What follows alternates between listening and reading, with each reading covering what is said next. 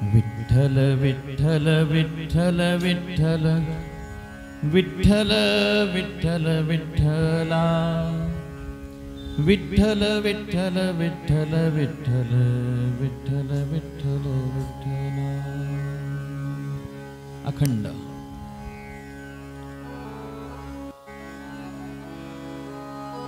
शास्त्राच्या दृष्टीने एक ताल असतो, शास्त्राचा एक लय असतो आणि शास्त्राचा एक सूर असतो. आणि भक्त प्रेमातून जे भजन गातो त्या भजनाचा एक स्वतंत्र ताल असतो, स्वतंत्र सूर असतो आणि स्वतंत्र लय असतो. एखाद्या वेळेला शास्त्राचा ताल सूर लय आपल्याला ब्रह्मानंदापर्यंत पोहोचवणार नाही, पण प्रेमातून जे भजन घडतं ते भजन आणि त्या भजनाचा सूर, त्या भजनाचा लय आणि त्या भजनाचा ताल आपल्याला ब्रह्मानंदापर्यंत नेऊन पोहोचवतो महाराज.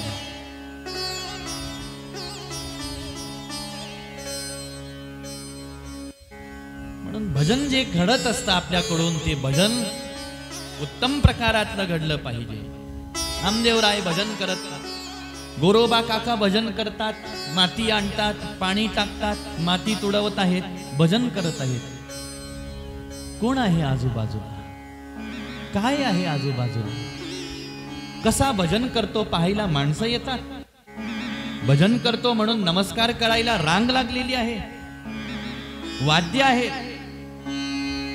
नाही. भजन करण्याची ओढ आहे.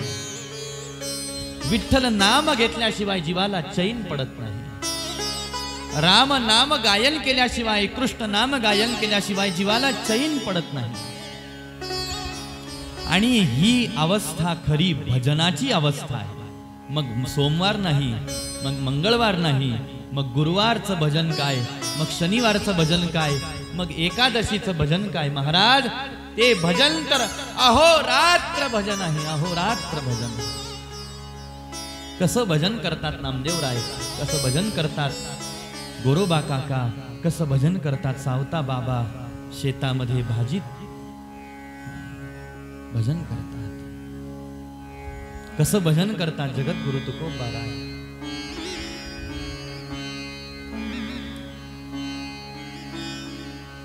आनंदामध्ये भंडारा डोंगरावरती जगद्गुरु तुकोबाराय भजन करत बसायचे. महाराज बाबाजी महाराजांनी सांगितलं, राम कृष्ण हरी हा मंत्र अखंड गायन करत रहा.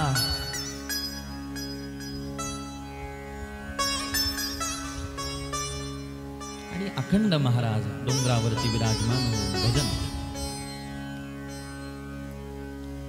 राम कृष्ण हरी जय जय राम कृष्ण हरी, राम कृष्ण हरी जय जय राम कृष्ण हरी, राम कृष्ण हरी जय जय राम कृष्ण हरी, राम कृष्ण हरी जय जय राम कृष्ण हरी, राम कृष्ण हरी जय जय राम कृष्ण हरी, राम कृष्ण हरी जय जय राम कृष्ण हरी, राम कृष्ण हरी जय जय राम कृष्ण हरी, राम कृष्ण हरी जय जय राम कृष्ण हरी, राम कृष्ण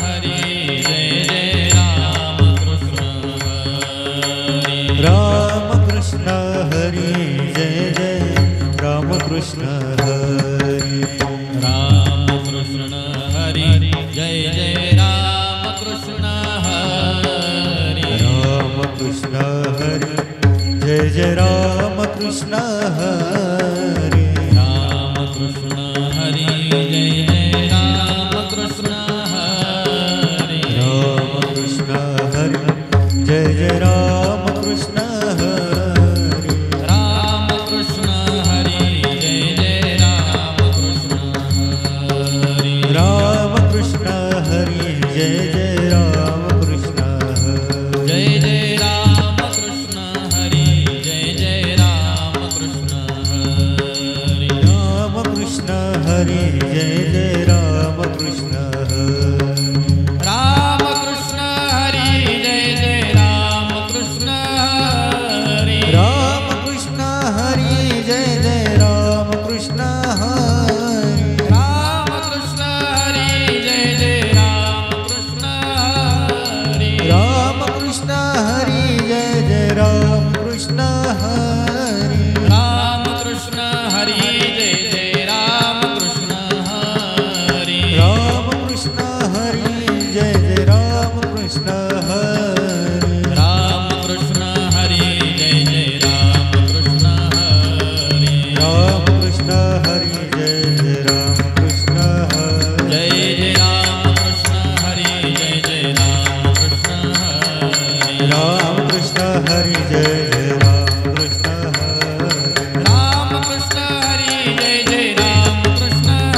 हरी राम कृष्ण हरी जय जय राम कृष्ण जय हरी जय राम कृष्ण हरी जय जय राम कृष्ण हरी जय जय राम कृष्ण हरी जय जय राम कृष्ण जय हरी जय राम कृष्ण हरी जय जय राम कृष्ण हरी जय जय राम कृष्ण हरी जय जय राम कृष्ण हरी जय जय राम कृष्ण हरी जय जय राम कृष्ण हरी राम कृष्ण हरी जय जय राम कृष्ण हरी जय जय राम कृष्ण हरी जय जय राम कृष्ण हरी राम कृष्ण हरी जय जय राम कृष्ण हरी जय जय राम कृष्ण हरी जय जय राम कृष्ण हरी जय जय राम कृष्ण हरी जय जय राम कृष्ण हरी जय जय राम कृष्ण हरी जय जय राम कृष्ण हरी जय जय राम कृष्ण हरी जय जय राम कृष्ण हरी जय जय राम कृष्ण हरी जय जय राम कृष्ण हरी जय जय राम कृष्ण हरी जय जय राम कृष्ण हरी जय जय राम कृष्ण हरी जय जय राम कृष्ण हरी हरिनाथ भगवान की जय।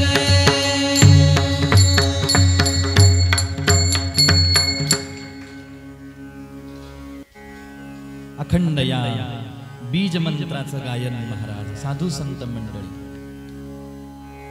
कोणतं भजन केलं कसं भजन केलेलं आहे आपण तालाकडे सुराकडे लयाकडे पाहिलं कोणता अभंग म्हणायचा त्याच्याकडे पाहिलं तर फार मोठे प्रश्न आपल्या समोर उभे राहतात म्हणून सोपा रस्ता आपल्याला तयार करून दिला मग अवघडात कशाला आपण घुसायचं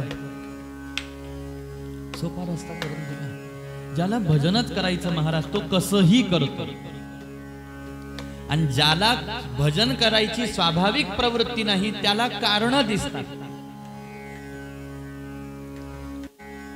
ज्याला स्वाभाविक भजनाची प्रवृत्ती आहे तो भजन करतो तो राम म्हणतो तो कृष्ण म्हणतो तो हरी म्हणतो तो शिव म्हणतो तो विठ्ठल नामाचं गायन करतो अखंड आणि ब्रह्मानंदामध्ये ते नाम त्याला घेऊन जातं महाराज एवढं सामर्थ्य नामामध्ये आहे आता भजन म्हटलं की आपल्याला वेगवेगळ्या चालीमध्ये अभंग म्हणावेत गवळणी म्हणाव्यात भारुडं म्हणावेत असं त्याचं एक स्वरूप आहे ते नाही असं नाही ते सुद्धा स्वरूप महात्म्यांनीच तयार केलेलं आहे महाराज कारण त्याच्यामध्ये भक्तांची मांदियाळी एकत्र जमा होते भजन सामुदायिक प्रार्थना होते महाराज एक प्रकारे भगवंताची त्याच्यासाठीच काकडा भजन त्याच्यासाठीच हरिपाठ भजन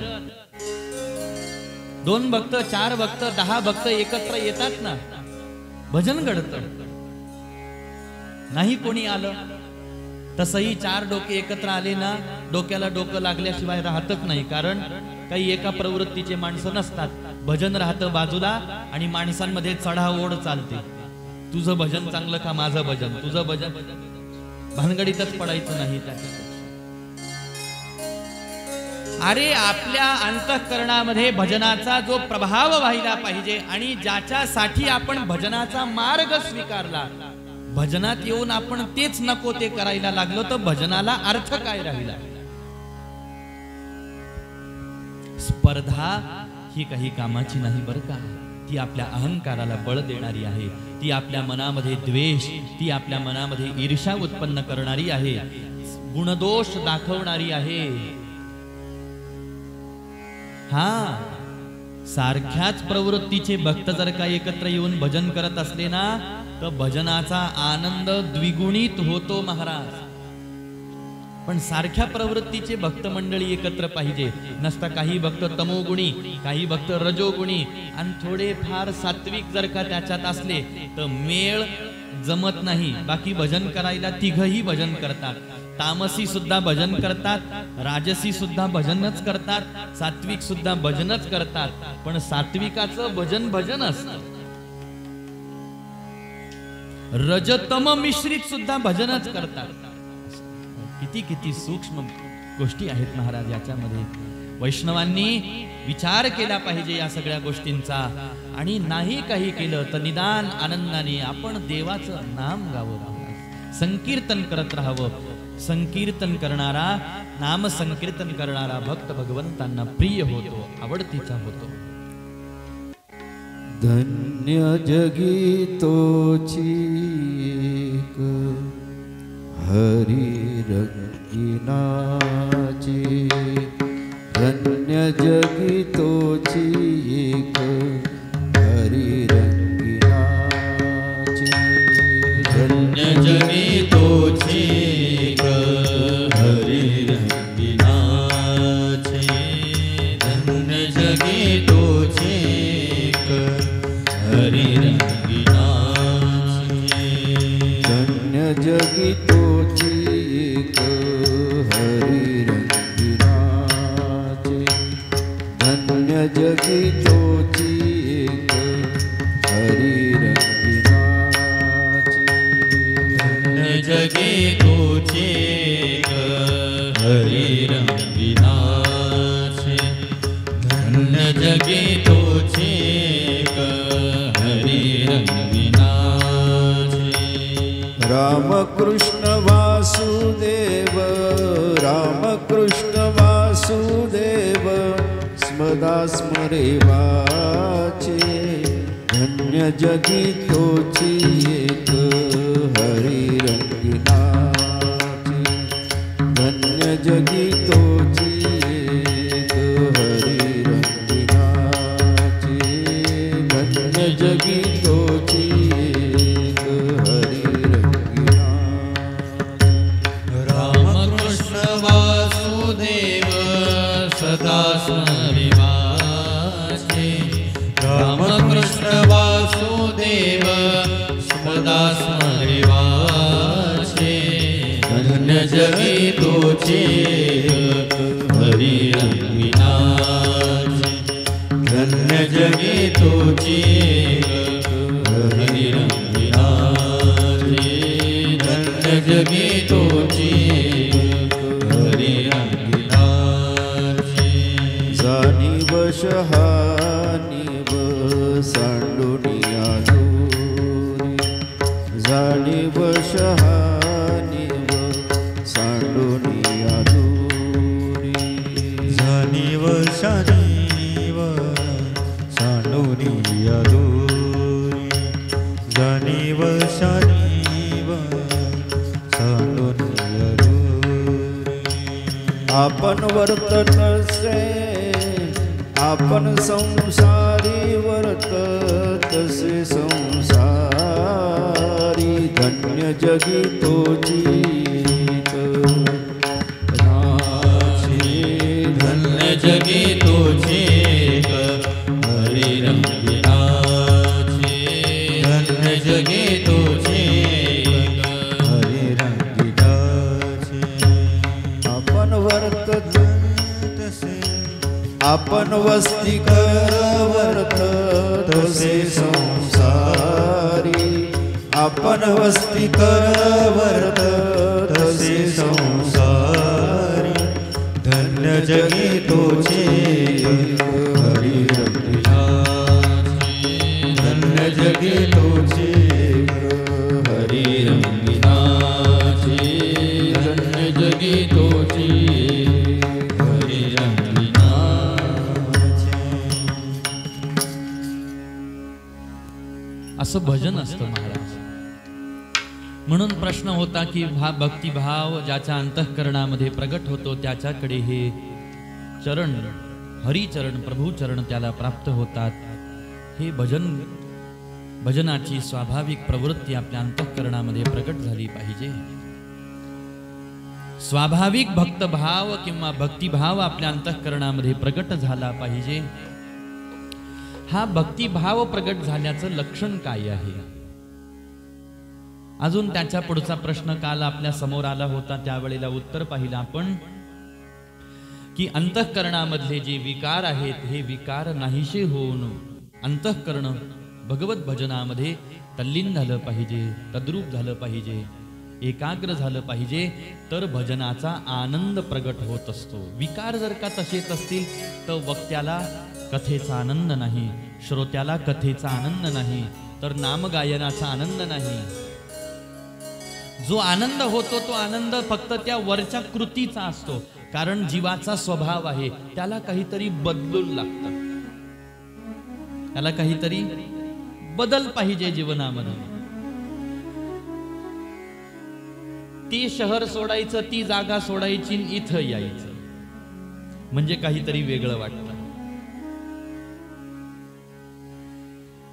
घरीच रोज रोज रोज रोज तेच उठणं, तेच स्वयंपाक करणं, तेच खाणं, तेच पिणं, तेच झोपणं, तेच नोकरी कामधंदा उद्योगाला जाणं, मग आता सुट्ट्या घ्या आणि चला आता निदान तीर्थयात्रा तरी करू, जरासा तेवढाच बदल. म्हणजे हा जर कृतीचा बदल केल्याने आपल्याला आनंद प्राप्त होत असेल, अजून आपला स्वभाव झालेला आहे का? भजन करणे हा आपला स्वभाव झालेला आहे का? मग इथं जेवढ्या भावनेने आपण देवाला रोज जाऊन पाहतो, तेवढ्या भावनेने आपण घरी सुद्धा आपल्या देव आहे ना, तिथं का तेवढी भावना होत नाही आपली? याला कारण भजनाचा स्थायी भाव अजून अंतःकरणामध्ये प्रगट झाला नाही. नसता हा देव तिथं पण आहे, राम तिथं आहे, कृष्ण तिथं आहे, हरी तिथंच आहे. म्हणून राम कृष्ण हरी मंदिर.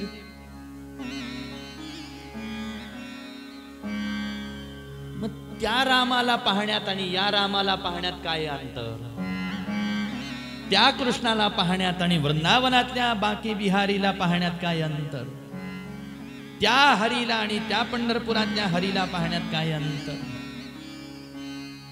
आता याच्यातलं एक सामान्य अंतर आहे स्थान महात्म्य, धाम महात्म्य याला म्हणतात बरं का. एक अंतर धामाचं आहे, इथं त्याचं धाम आहे, म्हणून इथं त्याला पाहत असताना जरा श्रद्धा अजून वाढलेली असते. आलं का लक्षात? इथं श्रद्धा दाटलेली असते, तिथं नाही. व हे आपण सगळ्यांनी मिळून मंदिर तयार केलं, तिथं आपण देव बसवलेले आहेत ना, हा सामान्य भाव असतो. म्हणून तिथं श्रद्धा किंवा तिथं पाहण्याचा जो भाव आहे तो सामान्य असतो. देव आहे, दर्शन घ्या, चला. पण पंढरपूरला गेल्यानंतर भाव बळावतो, आळंदीला गेल्यानंतर भाव वाढतो, देहूला गेल्यानंतर भाव वाढतो. म्हणूनही जायला सांगितलं, म्हणूनच वाऱ्या करायला सांगितल्या, म्हणून तीर्थाची वारी, क्षेत्राची वारी, म्हणून धामाची वारी करायला सांगितली. आपल्या इष्ट देवतेचं धाम कोणतं आहे ना, वर्षातून एकदा का होईना तिथं जाऊन आपलं मस्तक टेकवलं. आषाढी कार्तिकी विसरू नका मज. जरी भगवंत, अहो संतांच्या घरी भगवंत साक्षात स्वयंभू आले, तरी संतांनी वाऱ्या केल्या ना पंढरपूरच्या. का केल्या? याला हेही एक कारण आहे महाराज, की तिथं विशेष श्रद्धेचा अनुभव होतो, विशेष सत्वभाव आपला प्रगट होतो, विशेष चिंतन होतं. घरी हे चिंतन होत नाही. आणि इथं सकाळी रात्री झोपल्यापासून मनात चिंतन चालू, सकाळी लवकर उठायचं, देवाला दर्शनाला जायचं, सकाळी लवकर उठायचं, दर्शनाला जायचं, गर्दी कमी असताना जायचं म्हणजे देवाला पाहता येईल, पाहता येईल. भलेही 6:30 ते 7:30 तिथं उभं का राहीना, पण पाहायचं. धामावर आल्याचा हा परिणाम असतो बरं का, क्षेत्रावर आल्याचा हा परिणाम असतो. नसता देवाची मूर्ती तीच असते, तेच डोळे, तेच नाक, तेच कान असतात, तेच सगळं. म्हणून भजनाचा स्थायी भाव होण्यासाठी सुद्धा टप्प्याटप्प्याची साधना आहेत, टप्प्याटप्प्याची साधना आहे. उत्तमा सहजावस्था, मध्यमा ध्यानधारणा, कनिष्ठा मूर्तीपूजा च तीर्थयात्रा धमाधमा. शास्त्र सांगतं तीर्थयात्रा हे साधन अत्यंत न्यून साधन आहे. न्यून साधन म्हणजे तीर्थयात्रा करणं फार कमीपणाचं आहे असं नाही, पण कोणी काय साधना करावी, कोणी कशा पद्धतीनं साधना अनुष्ठान करावं याची विभागवारी आहे बर का शास्त्रामध्ये. म्हणून तर अधिकार तैसा दावियेला मार्ग, चालो जाता मग कळो येते असं सांगितलं. गुरु महाराजांना काही काही गोष्टी गुरु महाराज चटकन सांगतात आणि काही काही गोष्टी सांगत नाहीत. असं का? काही काही गोष्टी स्पष्ट उल्लेख करतात आणि काही काही गोष्टी संकेतांनी सांगतात आणि काही काही गोष्टी अशा ठेवतात. असं का? कारण सामान्य प्रकृतीचा नियम आहे की ती वेळ आल्याशिवाय ती घटना होऊ शकत नाही, ती घटना झाल्याशिवाय तो परिणाम, आणि परिणाम तो झाल्याशिवाय जीवनात तो अनुभव येऊ शकत नाही. वेळ आल्याशिवाय परिणाम नाही, वेळ आल्याशिवाय घटना नाही महाराज, घटनेशिवाय परिणाम नाही. यालाच म्हणतात अधिकार. मग तीर्थयात्रा कोणी कराव्या? कोणी करायला पाहिजे तीर्थयात्रा? ज्याच्या अंतःकरणामध्ये सद्भक्तिभाव प्रेमभाव वाढलेलाच नाही, ज्याच्या अंतःकरणामध्ये अजून ज्ञानाची जिज्ञासा उत्पन्न झालेली नाही, अजून जो सामान्य अगदी विषयी आणि संसारी या कोटीतला जीव आहे, त्यांनी आवर्जून तीर्थयात्रा केली पाहिजे. म्हणजे तिथं तीर्थात गेला, तिथं स्नान केलं तर त्याचे पाप जातील, त्याचे मळ धुवून जातील. तिथं धामाला वास केल्याचा परिणाम त्याचं अंतःकरण जे प्रदूषित झालेलं आहे ते जरा शुद्ध होईल. हा धामाला गेल्याचा परिणाम. तीर्थयात्रा धमाधमा. त्याच्या पुढचं साधन मूर्तीपूजा, भगवंताची पूजा करणे. पण ती सुद्धा कनिष्ठा सांगितलं, कनिष्ठा मूर्तीपूजाचं. पण कशाच्या तुलनेत हे कनिष्ठ सांगितलं तेही लक्षात घ्यायला पाहिजे बर का. नसता उद्या म्हणतील काय पूजा करता, काल तर महाराजांनी सांगितलं मूर्तीपूजा करणं कनिष्ठ आहे. नाही महाराज, मग त्याच्यासाठी तर जगद्गुरु तुकोबारा यांचे देवाच्या पूजेच्या संबंधामधले अभंग काढून पाहावे लागतील, कसे महाराज पूजा करतात देवाची. मग ती सामान्य पूजा असो, कायिक पूजा असो की मग ती मानस पूजा असो महाराज. आता हृदय हे आपुले चौफाळो निया भले, वरी बैसवू पाऊले श्री गुरु. असं म्हणून माऊली ज्ञानोबाराय सुद्धा आपल्या सद्गुरूंची पूजा करतात की नाही. आणि ही पूजा करता करता मग एक एक उपचार. ऐक्य भावाची अंजुळी, सर्वेंद्रिय कुडमुळी, भरून या पुष्पांजुळी अर्घ्यो दे. आणि मग अर्घ्य दान करतात, मग स्नानासाठी पाणी दान करतात, जलदान करतात, पुष्पांजली समर्पित करतात, धूप दीप समर्पित करतात. माझी तनु आणि प्राण ये दोन्ही पाववाले श्रीचरण, करू भोग मोक्ष निंबलो न पाया तया. या श्री चरण सेवा हो पात्रतया दैवा जे सकलार्थ मिळावा पाटुबांधे. पूजन केलं महाराज.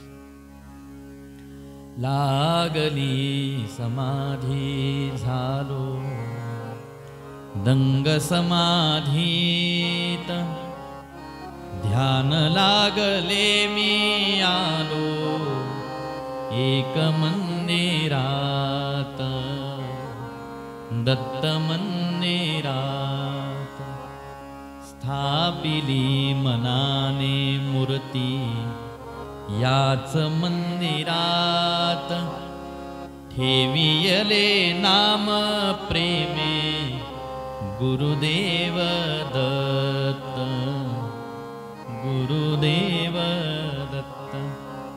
आरंभिली मानस पूजा भक्ती भावनेत.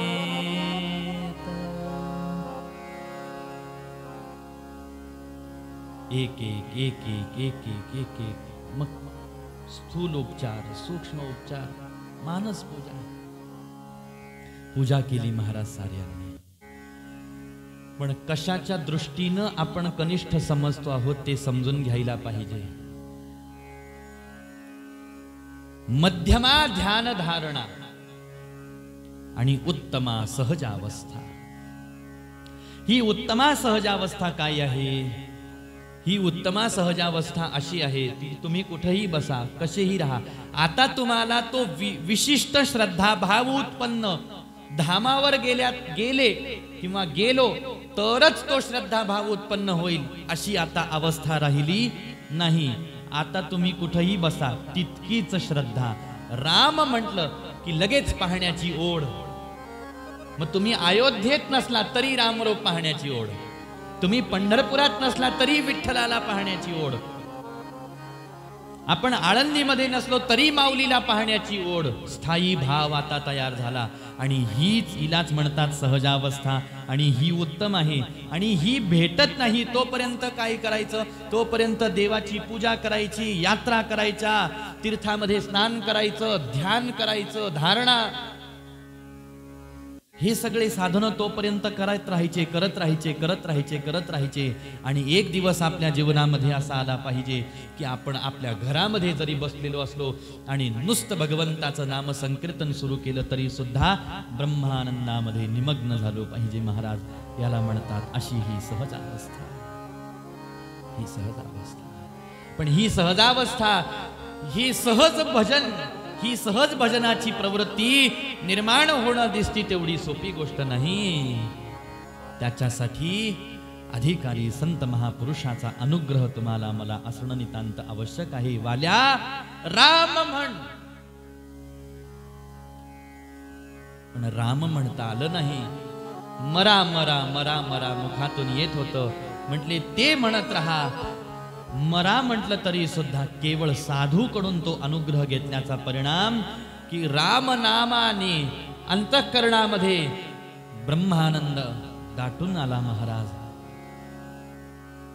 नामाने परमसीमा गाठली, भजनाने परमसीमा गाठलेली आहे. असं भजन आपल्या जीवनामध्ये अपेक्षित आहे. कासयाने पूजा करू केशिराजा. कासयाने पूजा करू केशिराजा.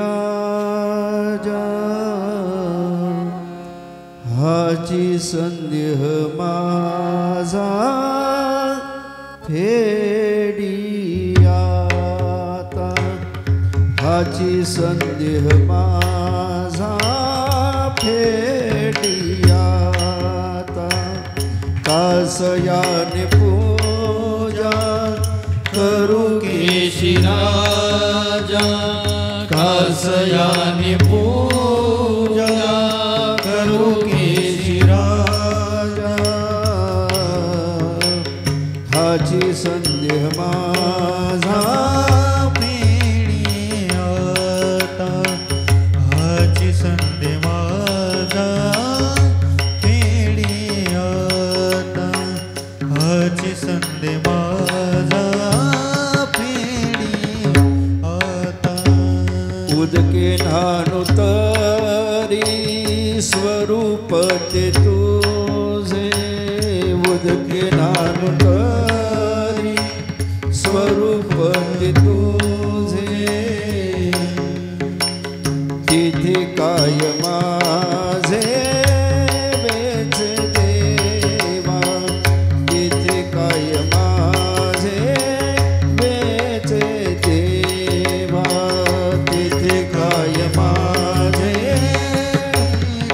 देवा गंधाचा सुगंध पुष्पाचा परिमळ तिथे मी दुर्बळ काय करू तिथे मी दुर्बळ काय करू फळदाता तुझी तांबूल अक्षदा तिथे काय आता वाहू तुझ तिथे काय आता वाहू तुझ वाहू दक्षिणा तरी धातू नारायण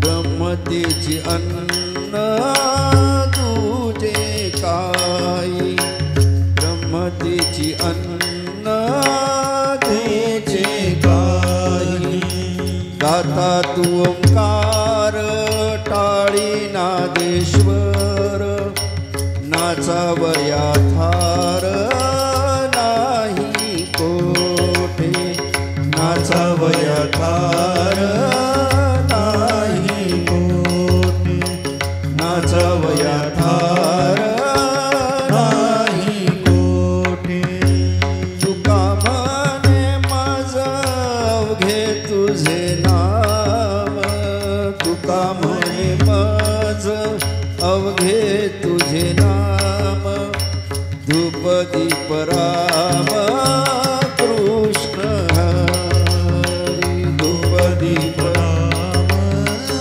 कृष्ण हरी धूप दीप राम कृष्ण हरी कसयाने पूजा करू केसी राजा कसयाने पूजा करू केसी राजा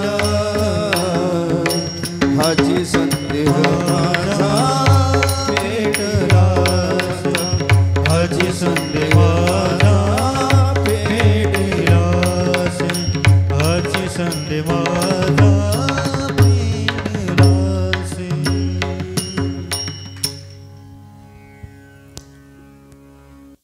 ही पूजनाची सहज अवस्था, भजनाची सहज अवस्था, नामाची सहज अवस्था. मग आपण आनंदाने एकट्यामध्ये जरी भजन करत राहिलो तरी सुद्धा आनंद उत्पन्न होतो ना. आणि एकट्यात भजन करत बसावं वाटत नसेल तर याचे दोन कारण असू शकतात. एक कारण सगळ्यांमध्ये भजन करायची आवड असणे हे पहिलं कारण. आणि दुसरं कारण ज्याच्यावरती आपण विचार करत आहोत की आता एक आपल्याला काही काम नाही, मग आपण आता भजन तरी करत बसू, एवढी भजनाच्या संबंधात अजून ओढ उत्पन्न झालेली नाही. तुम्हाला एक सांगू का, आपल्याकडून करून घेतय कोणीतरी म्हणून आपल्याकडून होतय, नसता आपण करत नसतो. कोणीतरी म्हणतंय या म्हणून आपण येतोय, कोणीतरी म्हणतंय करा म्हणून आपण करतोय, कोणीतरी आपल्याकडून गाऊन घेतय, कोणीतरी आपल्याकडून टाळी वाजवून घेतय, कोणीतरी आपल्याला कथेत बसवतय म्हणून आपण बसतोय. कोण बसवतय याचे अनेक उत्तर आहेत. गतजन्मीचं येन केन प्रकारे केलेलं पुण्य आपल्याला ते करून घेतंय आपल्याकडून. पहिलं उत्तर, कोण करून घेतंय? गतजन्मामध्ये कोणत्या तरी साधूचा दीर्घ संग झाल्याचा परिणाम आपल्याकडून हे होतंय. वाड वडिलांवरती कोणत्या तरी संत महात्म्याचा अनुग्रह आहे म्हणून हे होतंय. आणि याच्यात सगळ्यात मोठं उत्तर आणि महत्वाचं उत्तर हे आहे महाराज, की आपण प्रत्यक्ष कोणत्या तरी साधूच्या स्थानाशी निगडीत आहोत म्हणून हे होत आहे.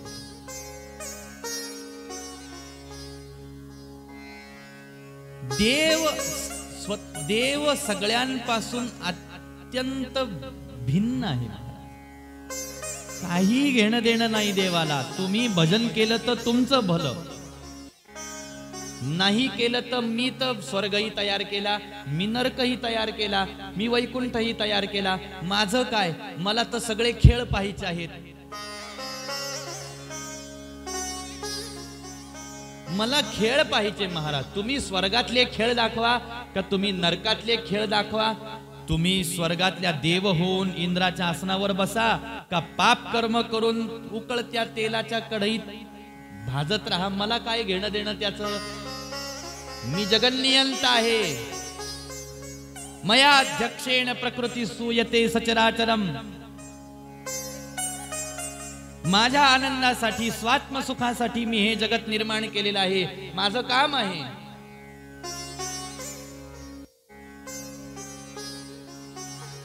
पण संत नावाचा घटक असा आहे या जगामध्ये की हा देवासारखा समाजापासून, जीवापासून भिन्न नाही,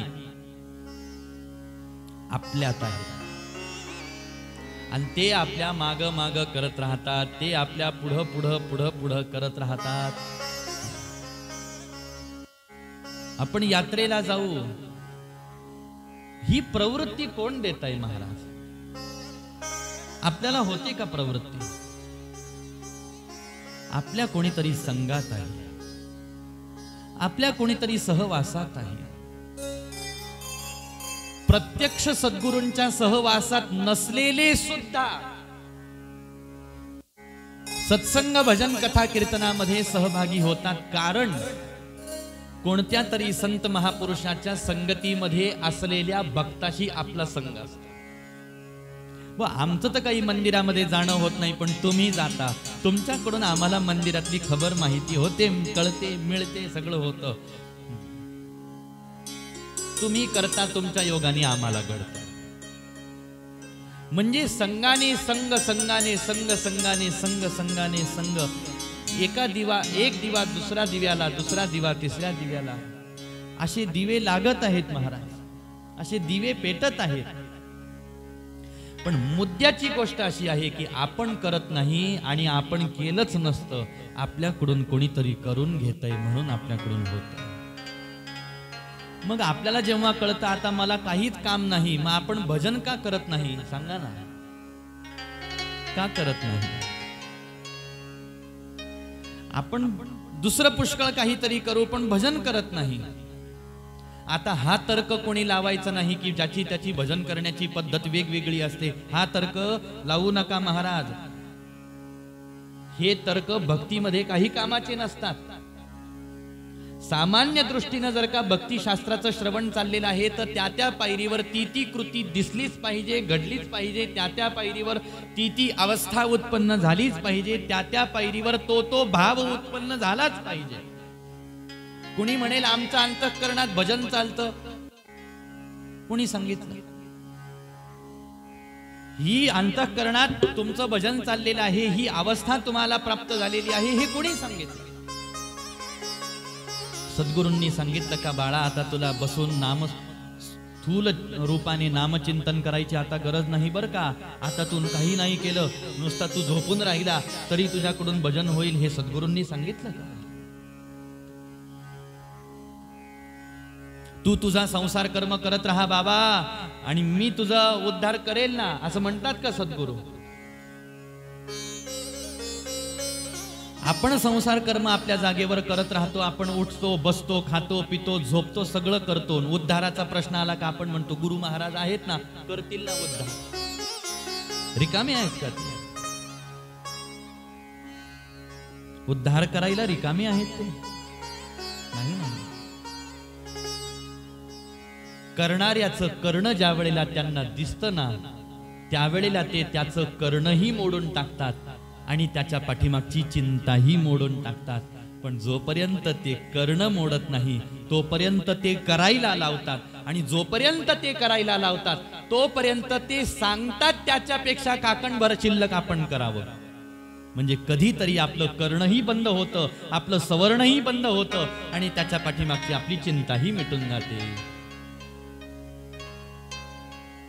आणि बहादर त्याच्या पुढची अशी असतो आपण की कर म्हणून सांगितलं तरी आपण करत नाही.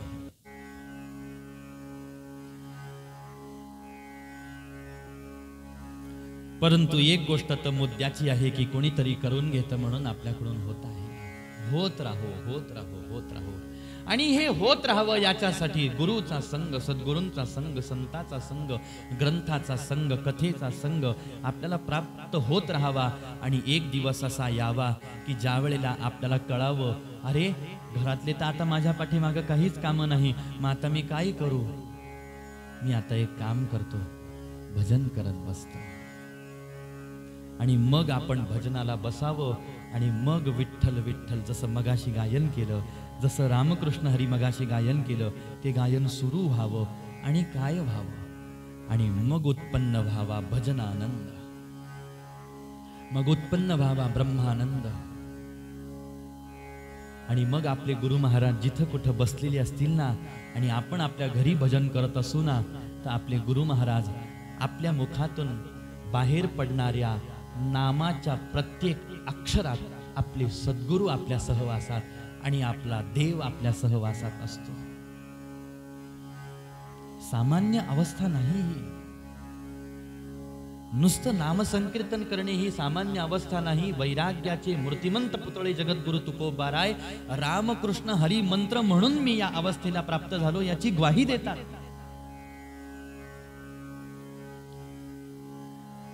नसता मी निकृष्ट जातीमध्ये, नीच जातीमध्ये मी जन्माला आलेलो आहे. मी व्यवसाय कामधंदा उद्योग केलेला व्यक्ती आहे. मला बायको आहे, मला लेकरं बाळ आहेत.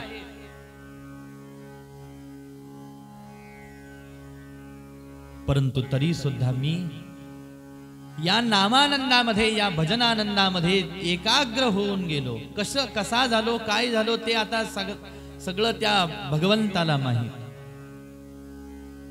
आणि या अवस्थेला आपण ज्या वेळेला येतो आणि स्थायी भजन आपलं चालू होतं महाराज, त्यावेळेला हे चरण भक्त कुठंही असला तरी त्याच्यापर्यंत येतात. जसे रामचरण पद पथ कंटक स्वीकार के भी शबरी जटायू के पास गए. काल आपण ऐकलं पद पथ कंटक स्वीकार. आणि मग सद्गुरूंना आपल्या घरी यायला कितीही अडथळे येवो, सद्गुरू म्हणतात आज मला त्या सत्शिष्याच्या घरी जायचं. आणि मग भगवंत म्हणतात आज मला त्या भक्ताच्या घरी जायचं. कारण माझी वाट पाहत असताना, माझ्या स्वरूपामध्ये आपली चित्तवृत्ती एकाग्र करत असताना तो भक्त अखंड जशी शबरी माता. रघुपती राघव गजरी गजरी तोडित बोरे शबरी शबरी तोडित बोरे शबरी. ध्यानी जपिली मनी पूजिली, ध्यानी जपिली मनी रघुनाथाची मूर्ती सावळी. पण कशासाठी हे केलं? बघावयात वयाच डोळा, बघावयात वयाच डोळा. आतुरले मी किती अंतरी. रघुपती राघव गजरी गजरी तोडित बोरे शबरी तोडित बोरे शबरी. आणि त्याच्यासाठी आपल्याला करावी लागते शरणागती. दर पर तुम्हारे आया अब ठुकरावो या उठा लो, करुणा के सिंधु मालिक अब अपनी बिरद बचा लो. दर पर तुम्हारे अवध बिहारी हो, कनक बिहारी हो, हम आए शरण तिहारी. अवध बिहारी हो, कनक बिहारी हो, हम आए शरण तिहारी. अवध बिहारी हो, हम आए शरण तिहारी. कनक बिहारी हो, हम आए शरण तिहारी. गिरिवर धारी हो, हम आए शरण तिहारी. गिरिवर धारी हो, हम आए शरण तिहारी. महापात की रहा अजामिल, उसे मिला सुरधाम. नारायण आ गए लिया जब पुत्र का अपने नाम. संकटहारी हो, हम आए शरण तिहारी. अवध बिहारी हो, हम आए शरण तिहारी. गिरिवर धारी हो, हम आए शरण तिहारी.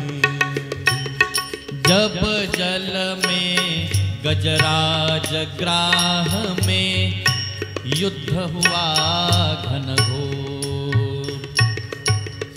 हार गया गजराज तो बोला, दौड़ो नंद किशोर. सुदर्शन धारी हो, हम आए शरण तिहारी. अवध बिहारी हो, हम आए शरण तिहारी. गिरिवर धारी हो, हम आए शरण तिहारी. अवध बिहारी हो, आए शरण तिहारी. हम आए शरण तिहारी. हम आए शरण तिहारी. महापात की रहा अजामिल, उसे मिला सुरधाम. नारायण आ गए लिया जब पुत्र का अपने नाम. तसं माझ्यासाठी या ना, मी तुम्हाला शरणागत झालेलो आहे. संकटहारी हो, हम आए शरण तिहारी. जब जल में गजराज ग्राह में युद्ध हुआ घनघोर. गजेंद्र आणि नक्र संघर्ष करत आहेत महाराज. नक्र त्याला धरून ठेवण्यासाठी प्रयत्न करतो आहे, गजेंद्र पाय सोडवण्यासाठी प्रयत्न करतो आहे. युद्धच चाललेलं आहे ना. हे युद्ध तर तुमचं माझं सुद्धा जीवनामध्ये चाललेलं आहे. शारीरिक स्तरावर युद्ध, मानसिक स्तरावर युद्ध, बौद्धिक स्तरावर युद्ध, आत्मिक स्तरावरती युद्ध. युद्धच युद्ध महाराज. आणि नाही कोणी मारा कुटाईला समोर भेटला, नाही कोणी युद्धाला समोर भेटला, तर माणसाचं स्वतःशी सुद्धा युद्धच चाललेलं असतं. स्वतःशी युद्ध महाराज. जब जल में गजराज ग्राह में युद्ध हुआ घनघोर, हार गया गजराज तो बोला, दौडो नंद किशोर. आणि मग गजेंद्राच्या लक्षात आलं, मी एवढे प्रयत्न करतो पण माझा पाय सुटत नाही. त्यावेळेला गजेंद्राने आकाशाकडे आपली दृष्टी वळवली आणि हरी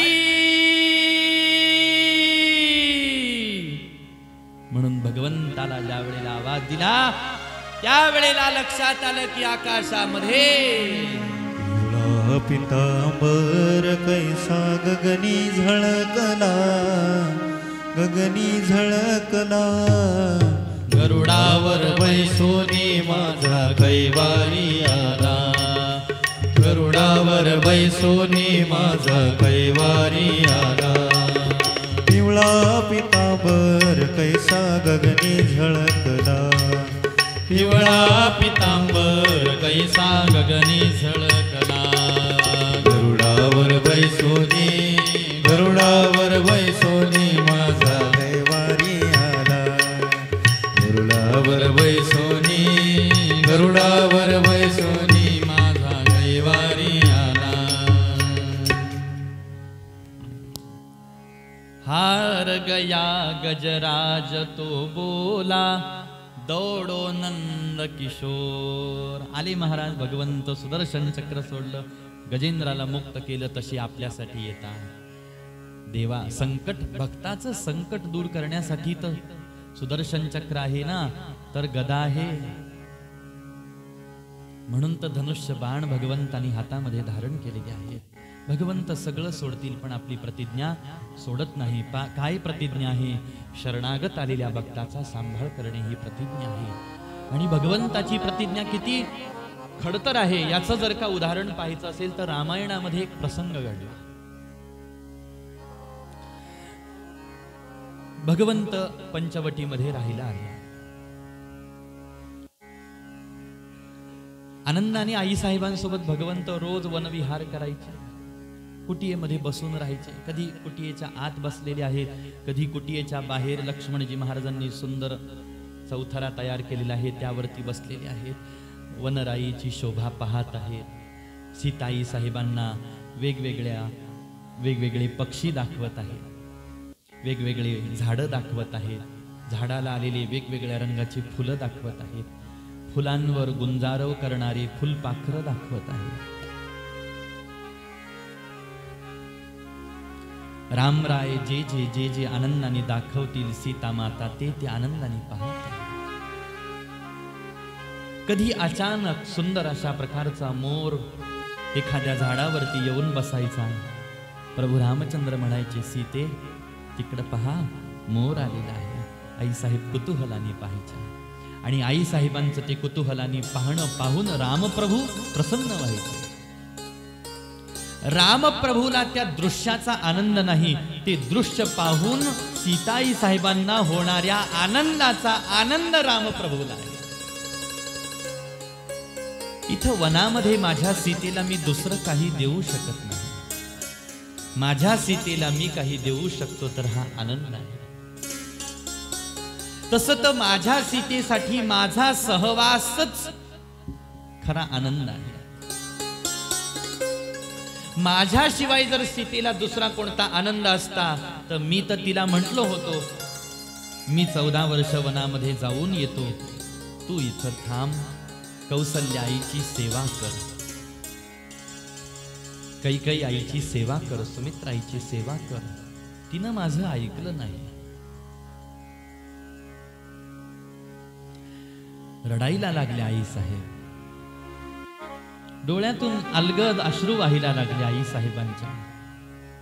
प्रभूचं हृदय एवढं कोमल आहे तर आईचं हृदय, आई साहेबांचं हृदय रडायला लागले. पण रडत असताना दुःख नव्हतं आई साहेबांच्या मनात. थोडा राग आला भगवंताचा, थोडासा राग आला. का राग आला? तुम्ही मला सोडून वनामध्ये जात आहात याचं मला दुःख नाही, पण माझं हृदय तुम्हाला कळत असताना सुद्धा तुम्ही मला म्हणतात की मी जातो, तू इथं थांब. तुम्ही वनामध्ये असताना महालाचं सुख ही सीता कशी भोगू शकेल? सीते, अगं घनदाट अरण्य आहे,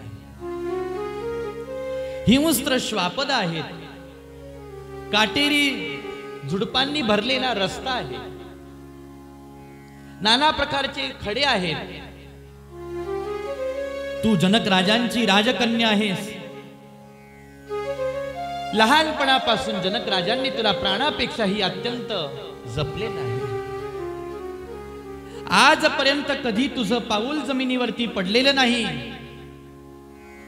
अशी तू तनवंगी आहेस, अर्थात कोमलांगी आहेस. एवढं तुझं सुकोमल असणारं शरीर आणि माझ्यासोबत वनामध्ये चालणं दिसती तेवढी सोपी गोष्ट नाही. इथं राजमहाल आहे. थंडी, ऊन, वारा, पाऊस याच्यापासून भय नाही, श्वापदांपासून भय नाही, राक्षसांपासून भय नाही. विश्रांती घ्यायला मखमली पलंग आहे, मंचक आहे. भूक लागेल त्यावेळेला पंचपक्वान्न आहे. सेवेकरी आहे, दास दासी आहेत.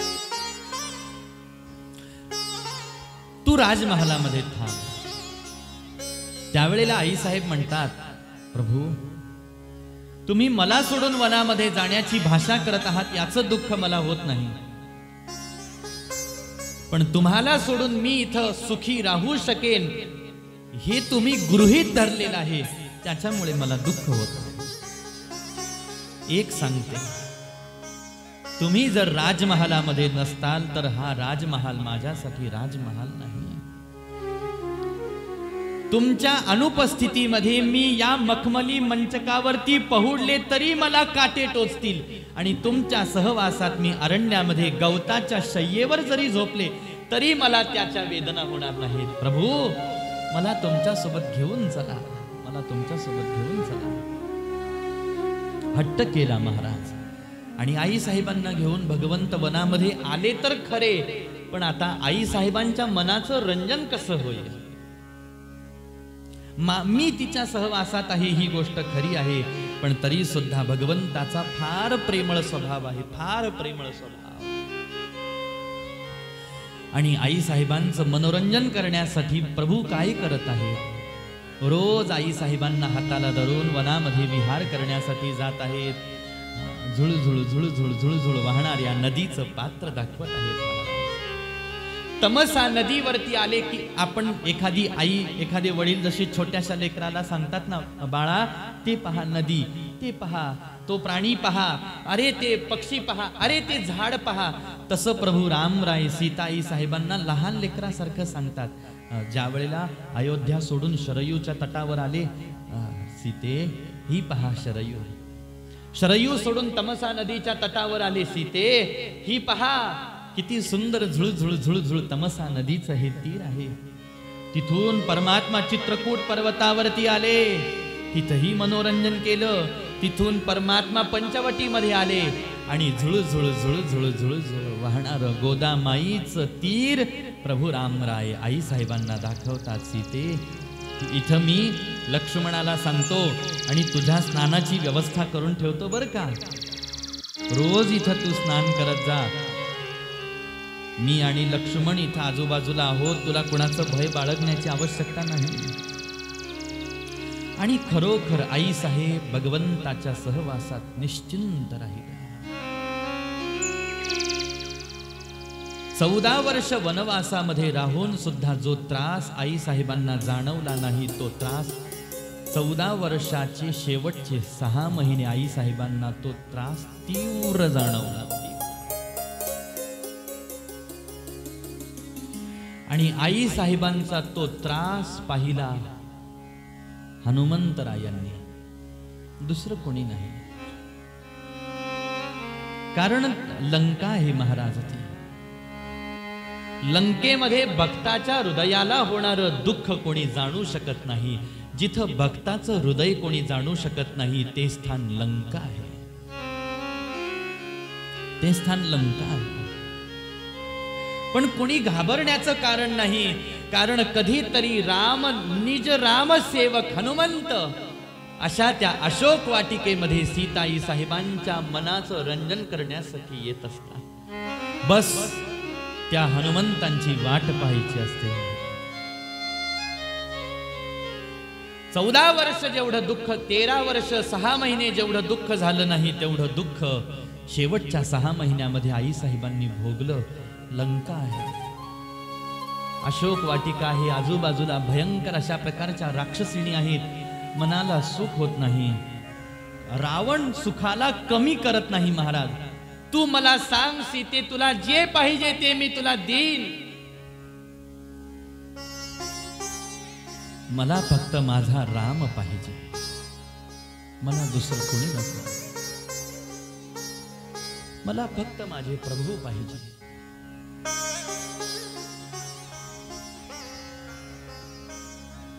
अतिशयोक्ती म्हणून कोणी घेऊ नका, पण चरित्रामध्ये वर्णन आलं. भगवंताच्या विरहामध्ये आई साहेबांची प्रकृती, शरीर कृश झालं. इतकं कृश झालं, इतकं कृश झालं, इतकं कृश झालं की भगवंतानी आपल्या बोटातली अंगठी जी पाठवली होती ती आई साहेबांच्या मनगटामध्ये बसायला लागली.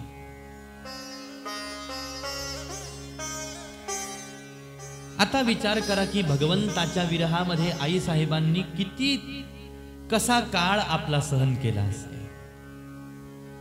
आणि सूक्ष्म रूप धारण करून आलेले हनुमंतराय ज्या वेळेला एका झाडावरती बसून पाहतात की राक्षसिणींच्या त्या मंडलामध्ये आई साहेब बसलेले आहेत, गुडघ्यामध्ये मान घातलेली आहे आई साहेबांनी, आणि अखंड आई साहेबांच्या डोळ्यातून अश्रुधारा वाहत होत्या.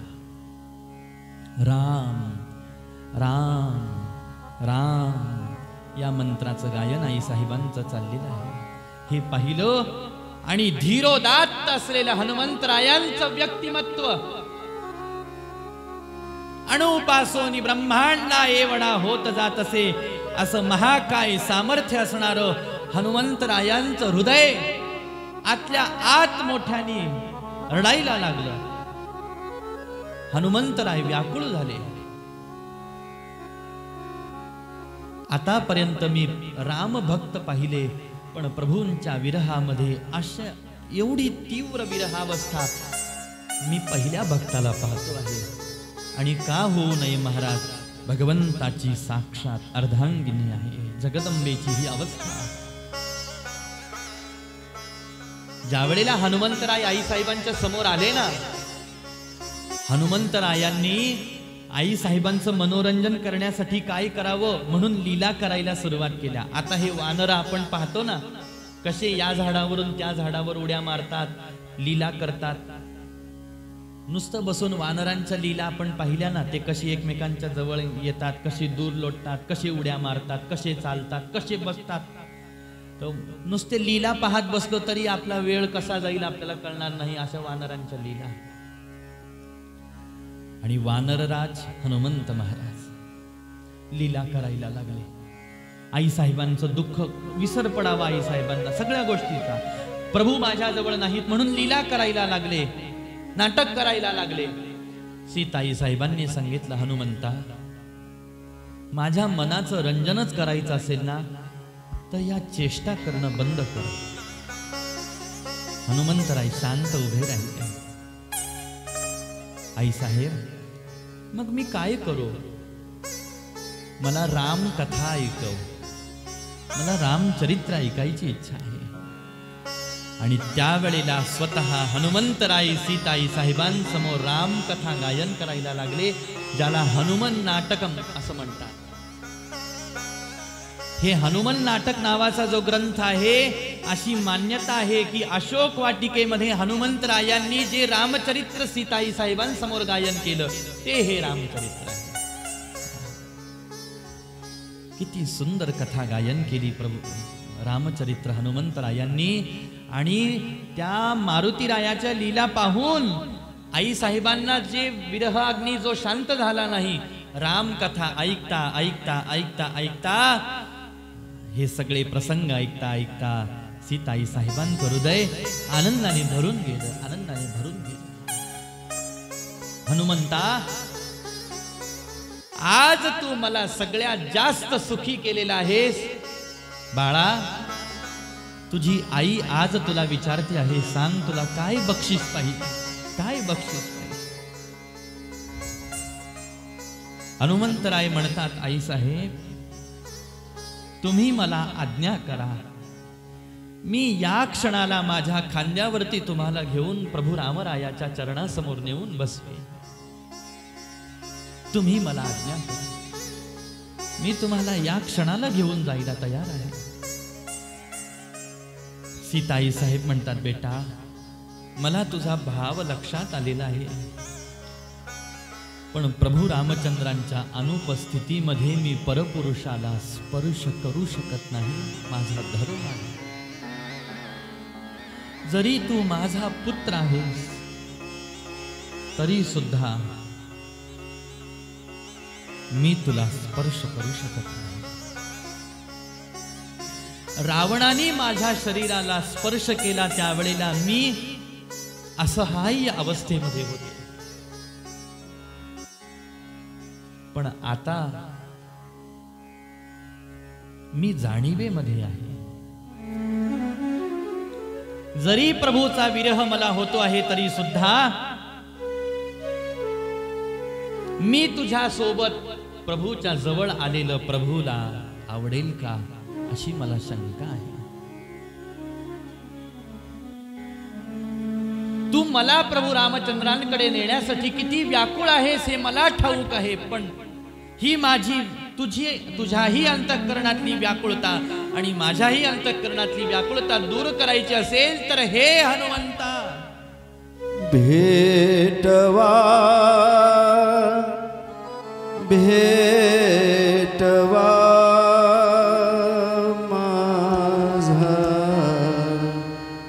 राम मला भेटवा भेटवा भेटवा माझा राम मला भेटवा भेटवा भेटवा माझा राम मला भेटवा भेटवा भेटवा माझा राम मला भेटवा दाखवा दाखवा माझा राम मला दाखवा दाखवा दाखवा माझा राम मला दाखवा दाखवा दाखवा माझा राम मला दाखवा दाखवा दाखवा माझा राम मला दाखवा भेटवा भेटवा भेटवा भेटवा माझा हरी मला भेटवा भेटवा भेटवा माझा हरी मला भेटवा भेटवा भेटवा माझा हरी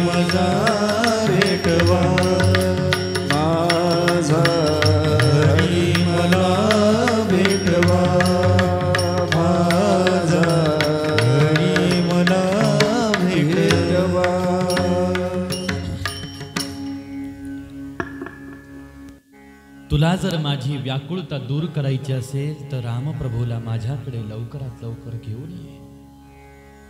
आणि हनुमंतराय आश्वासन देतात, आई साहेब तुम्ही चिंता करू नका, मी भगवंतांना लवकरच घेऊन येईन. विचार आपला या गोष्टीचा चाललेला आहे की भगवंत आई साहेबांचं वनात मनोरंजन करत होते. किती सुंदर मनोरंजन.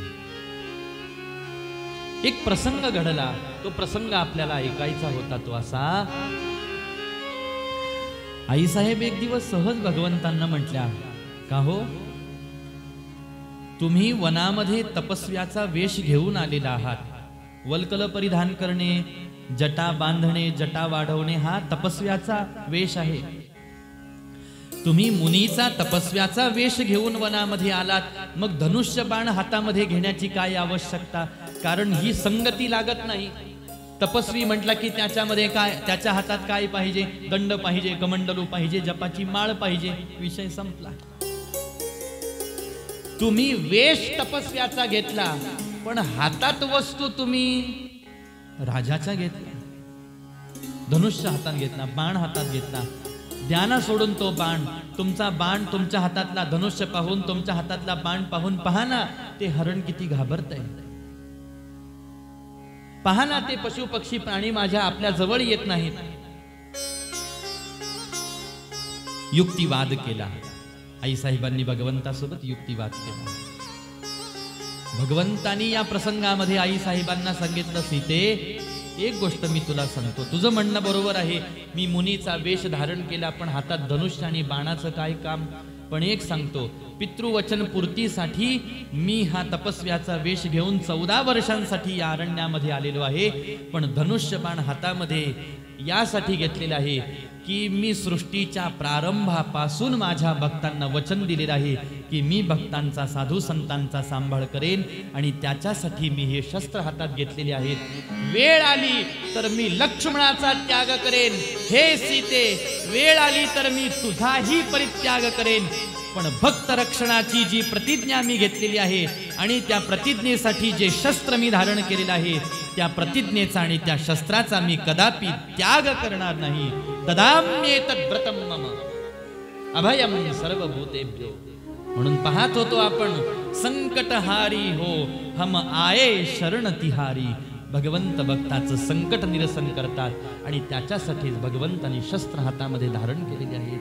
भगवंत एक वेळ आई साहेबांना दूर सारतील, भगवंत लक्ष्मणजी महाराजांना दूर सारतील, पण भक्ताचं रक्षण करण्याची जी प्रतिज्ञा भगवंतांनी घेतली ती प्रतिज्ञा भगवंत सोडू शकत नाहीत. इतके भगवंत, इतके प्रभू रामचंद्र प्रतिज्ञा पालक आहेत.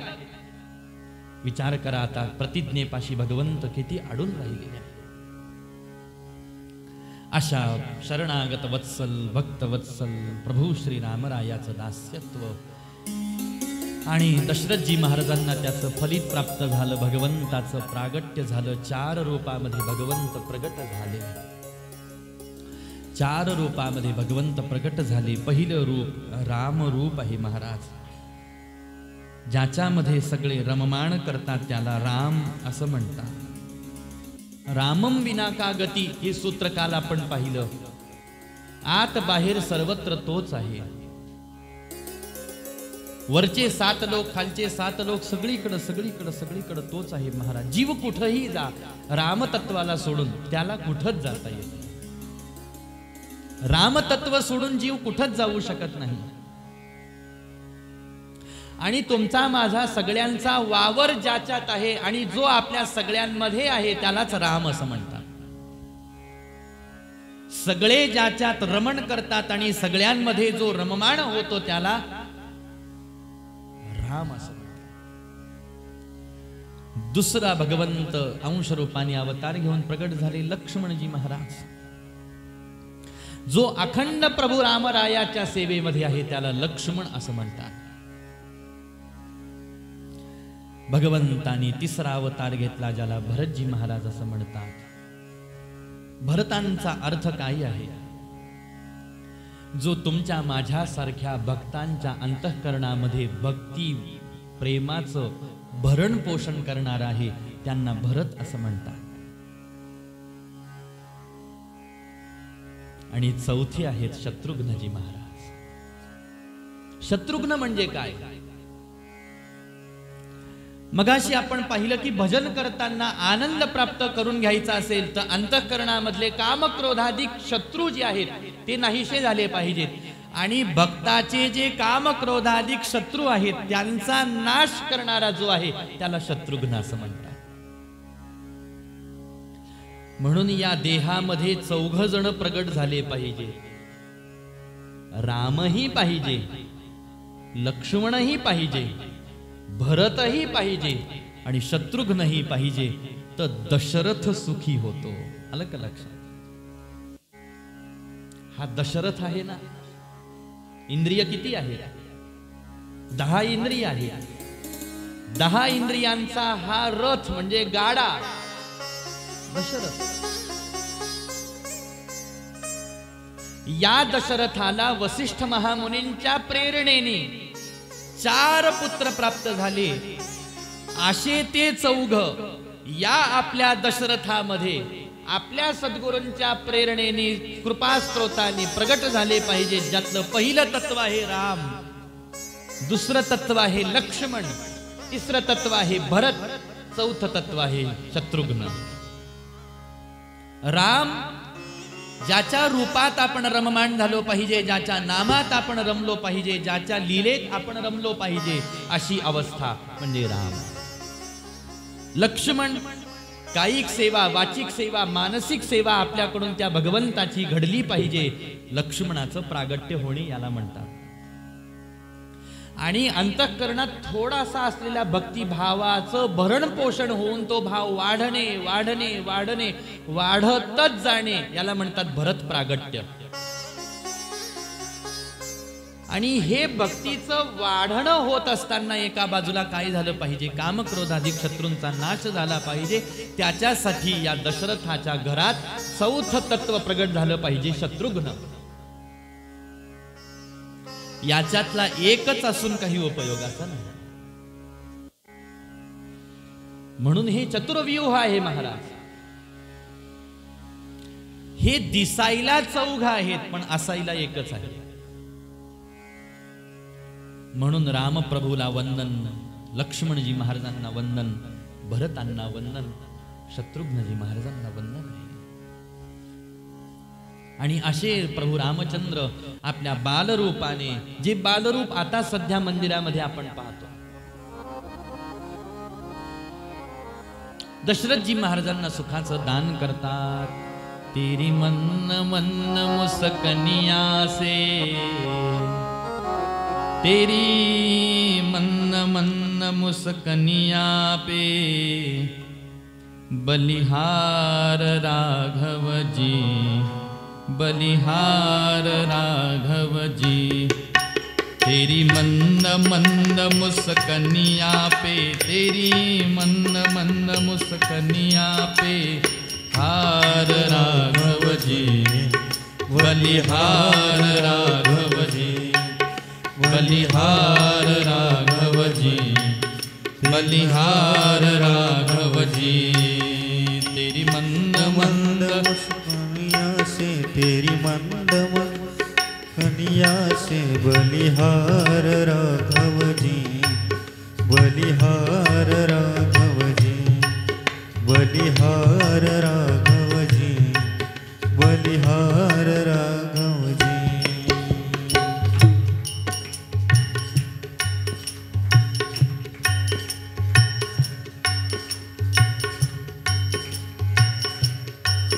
तेरे बाल बड़े घुंघराले, बादल हो कारे कारे.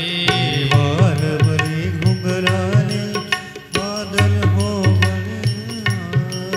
तेरे बाल बड़े घुंघराले, बादल हो कारे कारे.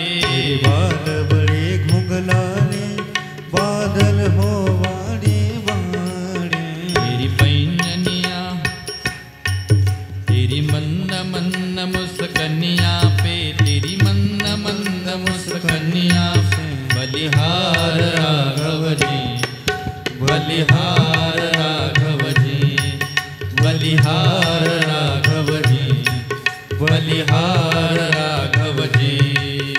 बलिहार राघव जी, बलिहार राघव जी।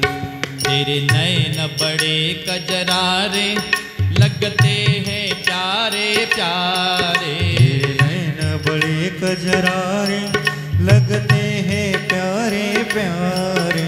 तेरे नैन बड़े कजरारे लगते हैं प्यारे प्यारे। तेरे नैन बड़े कजरारे लगते हैं प्यारे प्यारे। तेरी मधुर मधुर मुस्कनिया पे, तेरी मधुर मुस्कनिया पे बलिहार राघव जी, बलिहार राघव जी, बलिहार राघव जी, बलिहार राघव जी।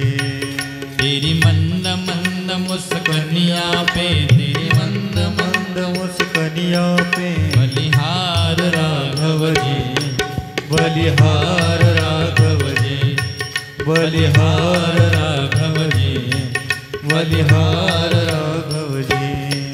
तेरे संग सिया सुकुमारी लगती है प्यारी प्यारी। तेरे संग सिया सुकुमारी लगती है प्यारी प्यारी। तेरे संग सिया सुकुमारी लगती है प्यारी प्यारी। तेरे संग में से सुकुमारी लगते हैं प्यारी प्यारी। इस जुगल जोड़ी पर जाऊं मैं, इस जुगल जोड़ी पर जाऊं मैं, इस जुगल जोड़ी पर जाऊं मैं, इस जुगल जोड़ी पर जाऊं मैं। बलिहार राघव जी, बलिहार राघव जी, बलिहार राघव जी, बलिहार राघव जी, बलिहार राघव जी, बलिहार राघव जी। तेरी मंद मंद मुस्कनिया पे, तेरी मंद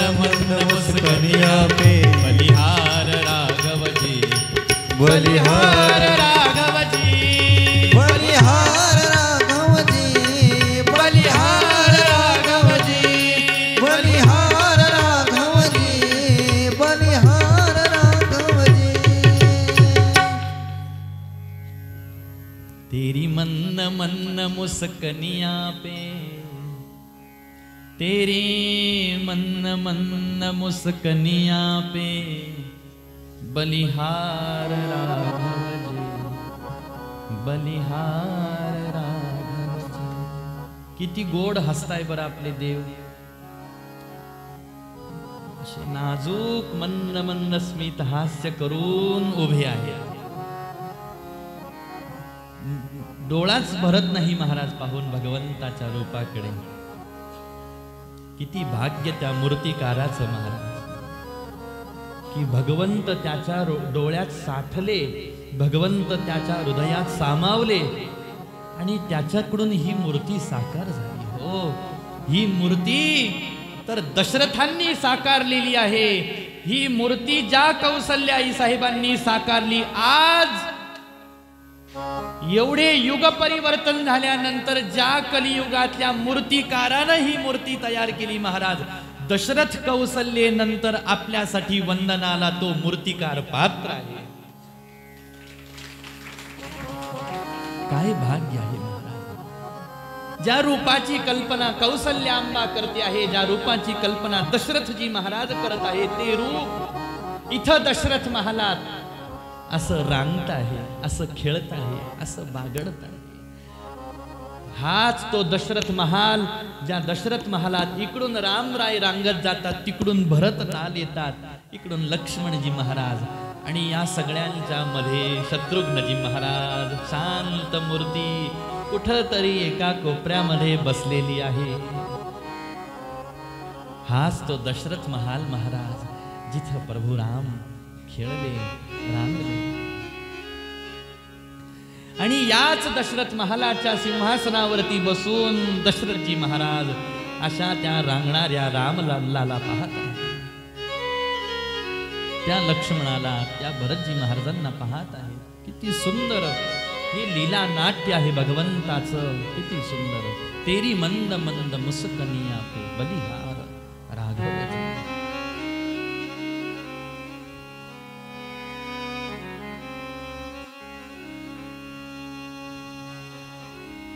आणि प्रभू रामचंद्र ज्या वेळेला जनकपुरीमध्ये गेले लक्ष्मणजी महाराजांसोबत आणि संध्याकाळच्या वेळेला नगर भ्रमंती करायला लागले, दुसऱ्या दिवशी सकाळी बागेमध्ये फुलं तोडायला आले, येता जाता रस्त्याने येता जाता जनकपुरातल्या सगळ्या स्त्रिया आपापल्या घराच्या खिडकीमधून गच्चीवरून सगळे पुरुष मंडळी या दोघांकडे पाहायला लागले. तेच मंदस्मित हास्य महाराज, तेच माधुर्य, तीच शालीनता. जिनं पाहिलं ती दुसऱ्या सखीला सांगते, त्याला बघ ना. ती तिसरीला सांगते, अगं तो बघ ना, आपल्या जनकपुरामध्ये कोणीतरी बाहेरून यात्रेकरू आलेला आहे, पहा त्याच्याकडे. असे ते भगवंत महाराज लहानाचे पाहता पाहता मोठे झाले. वर्णन केलेलं आहे वसिष्ठ महामुनींच्या सहवासामध्ये भगवंताचं वेदाध्ययन संपन्न झालं. भगवंत 15-16 वर्षांचे झाले असतील तर भगवंतांना तीर्थयात्रा करायची इच्छा झाली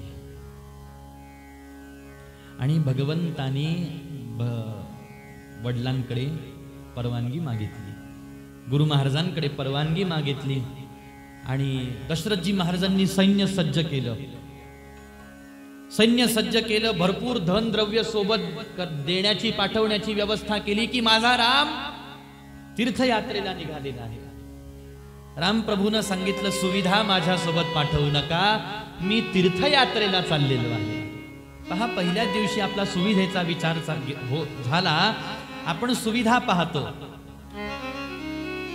यात्रेला चालायचं म्हटलं की आपण म्हणतो कोणत्या वाहनाने जाणार, म्हटले बसनी जाणार. कशी बस आहे? गंमत म्हणून बर का, कोणाला, कारण सिटिंग बसनी यायचं नाही याचा सगळ्यात पहिला विरोध तर माझाच होता. म्हणून तसं काही नाही.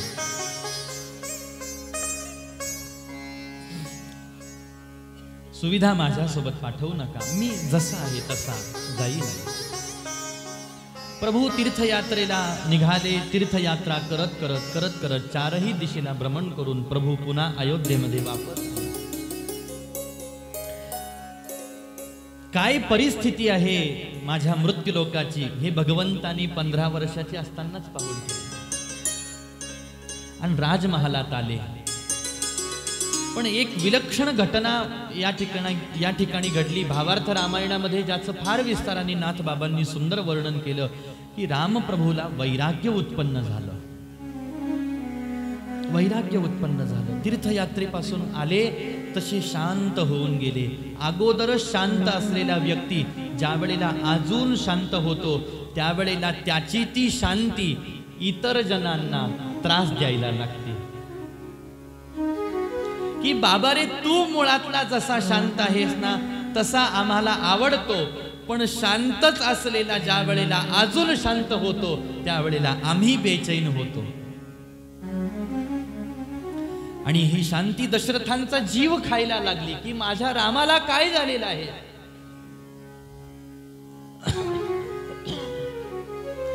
प्रभू रामचंद्र म्हणायला लागले, मला राजमहाल नको, मला दासदासी नको, मला कोणीच नको, मला कोणाच्या सहवासात राहायचं नाही. आता मला बस फक्त एकांतात राहायचं, एकांतात. अजून तर आयुष्य सुरू नाही झालं आणि माझ्या रामाची ही अवस्था दशरथजी महाराजांना पाहवली गेली नाही. अजून माझ्या लेकराच्या जीवनातले किती सोहळे मला पाहायचे आहेत. अजून माझ्या लेकराचा जीवन सोहळा मला पाहायचा आहे. माझ्या लेकराच्या जीवनातलं वैभव मला पाहायचं आहे. माझ्या लेकराचा संसार मला पाहायचा आहे.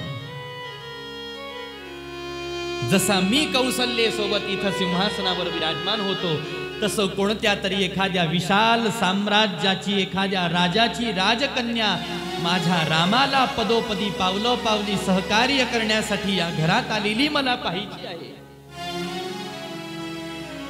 आणि माझ्या रामाच्या सहवासामध्ये तिला बसलेलं मला पाहायचं आहे.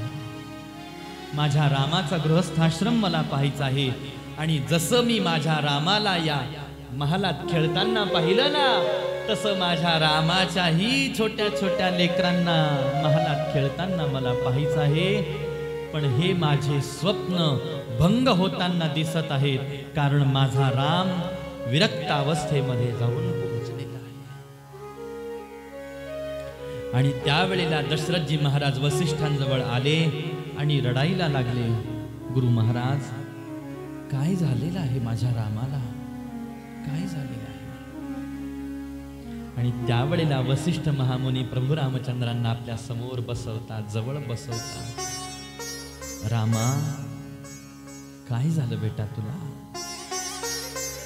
आणि तीर्थयात्रेहून आल्यापासून कोणालाही आपल्या मनाची अवस्था जे भगवंत सांगू शकले नाहीत, आज ते मन मोकळं केलं वसिष्ठ महामुनींसमोर. कारण जाणत होते ज्याला अवस्था कळत नाही त्याच्या समोर अवस्थेचं वर्णन करून काही उपयोग नाही.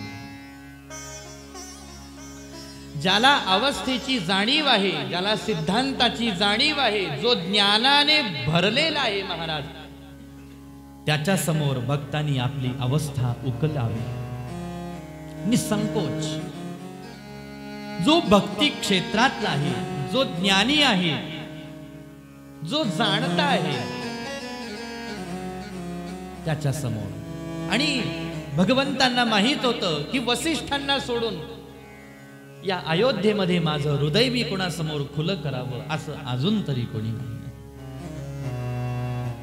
कारण हा विषय अधिदैविक नाही, हा विषय अधिभौतिक नाही, हा विषय आध्यात्मिक आहे, माझ्या आध्यात्मिक भूमिकेत नाही. वसिष्ठांना सांगितलं, गुरु महाराज मला असं असं होतं. वसिष्ठ महामुनींना आनंद झाला रामप्रभूची अवस्था पाहून. पण वसिष्ठ महामुनींनी प्रभू रामचंद्रांना बोध दिला आणि बोध देत असताना जनक शुक संवाद वर्णन करून सांगितलं. कसं व्यास म्हणत होते, शुका लग्न करून घे, विवाह करून घे. शुकदेव म्हणत होते, बाबा मला विवाह करायचा नाही. अरे बेटा, विवाह केल्यानंतर सुद्धा तुला परमार्थ करता येईल. अरे तुला जर परमार्थामध्ये सहकार्य करणारी धर्मपत्नी भेटली तर एका बाजूला तू भजन करत राहा, दुसऱ्या बाजूला ती तुझा प्रपंच सांभाळेल ना. म्हणजे परमार्थ तर परमार्थही होईल आणि प्रपंचही होईल. म्हटले पण तशी भेटली नाही मला तर मी काय करू? तू विवाह तर कर, मला बंधनात पडायचं नाही, मी विवाह करणार नाही. म्हटली इकडे ये. माझं ऐकत नाही, माझं ऐकायचं नाही. जा जनकपुरीमध्ये जनक राजांची भेट घेऊन ये. शुकदेव जनकजी महाराजांच्या राजमहालात आले. घटनाक्रम बहुतेक श्रोत्यांनी श्रवण केलेला आहे. संवाद झाला. संवादांतर्गत निर्णयापर्यंत शुकदेवजी महाराज आले की आता बाबा जे म्हणतील आपल्याला ते करायचं. वापस वेदव्यासजी महाराजांजवळ आले. वेदव्यासजी महाराज विचारतात, आता सांग काय निर्णय आहे? म्हटले, मी विवाहासाठी तयार आहे, तुम्ही मुलगी शोधा. आणि मग विवाह झाला. आदी कथाभाग देवी भागवतामध्ये आहे. इथं रामप्रभूला पुन्हा तोच कथाक्रम वर्णन करून सांगितला. रामप्रभूची चित्तवृत्ती शांत झाली आणि विश्वामित्रजी महाराजांचं आगमन झालं. विश्वामित्रजी महाराजांचं स्वागत सत्कार झाला. विश्वामित्रजी महाराज म्हणतात, दशरथ राजे म्हणतात, कसं येणं केलं महाराज? सांगितलं की मी यज्ञ करतो आहे आणि तो यज्ञ संपन्न होण्यासाठी, त्या यज्ञाचं रक्षण होण्यासाठी, असुरांचा विनाश करण्यासाठी मला रामाला माझ्यासोबत वनामध्ये न्यायचं आहे, रामाला माझ्यासोबत तू दे.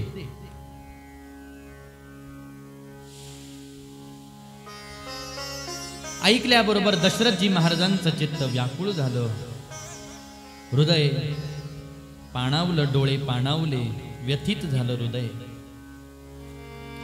मी रामाला तुमच्यासोबत पाठवू शकत नाही. राघव मैं न दूंगा मुनिनाथ, मरते मरते मेरे प्राण ना रहेंगे, यह दान करते करते. राघव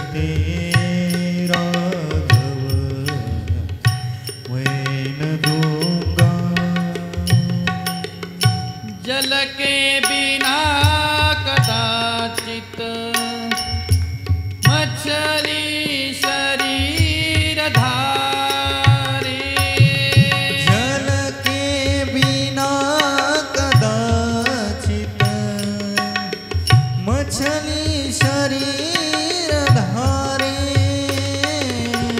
पर मैं न जी सकूंगा इनको बिना निहारे.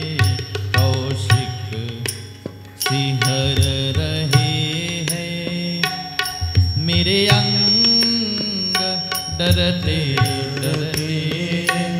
राघव को मैं न दूंगा, निनाथ मरते मरते मेरे प्राण रहेंगे, यह दान करते करते.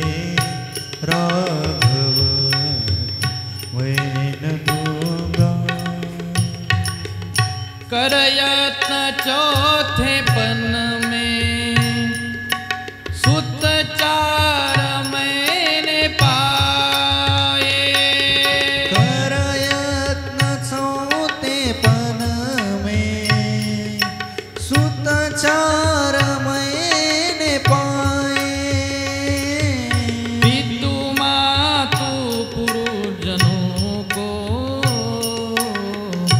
रघुचंद्र ने जिलाए, लोचन चकोर तन्मय, लोचन चकोर तन्मय छवि पान करते करते. राघव मैं न दूंगा, राघव मैं न दूंगा. चलते विलोक प्रभु को होगा उजाड़ कौशल, चलते विलोक प्रभु को होगा उजाड़ कौशल. मंगल भवन के जाते संभव कहाँ से मंगल, सींचे कृपालु तरु को, सींचे कृपालु तरु को, मृदुपान करते करते. राघव को मैं न दूंगा, मुनिनाथ मरते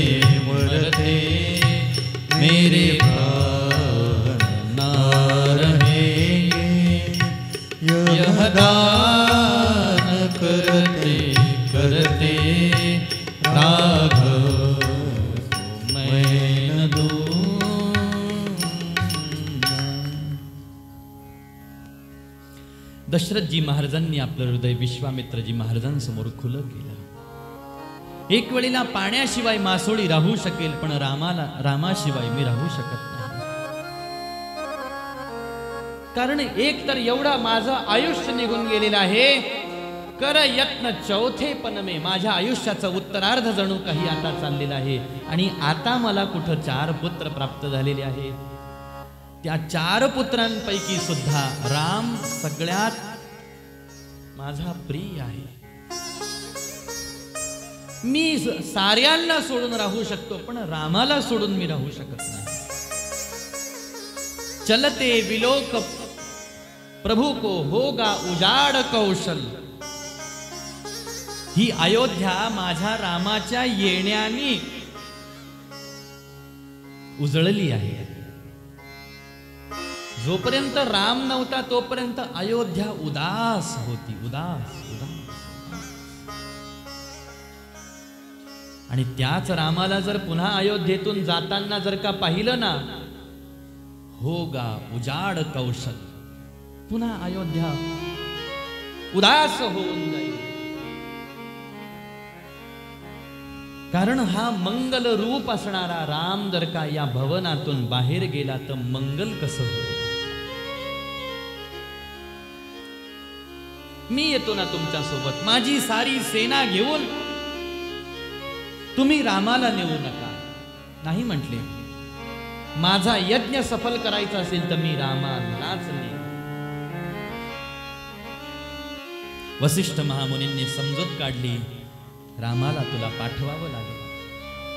आणि मग दशरथजी महाराजांनी रामप्रभूला विश्वामित्रजी महाराजांसोबत पाठवलेला आहे.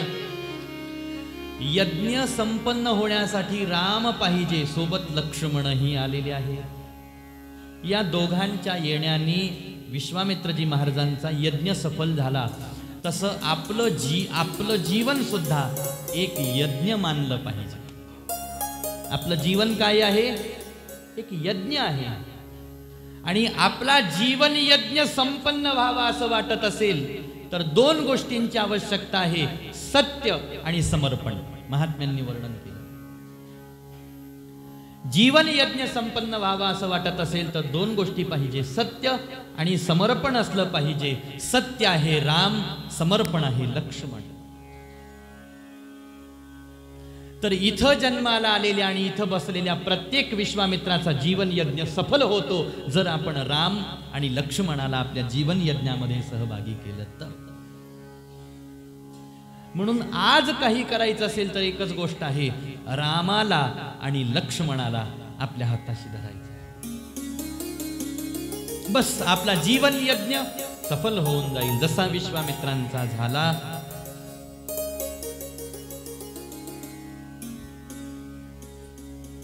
आणि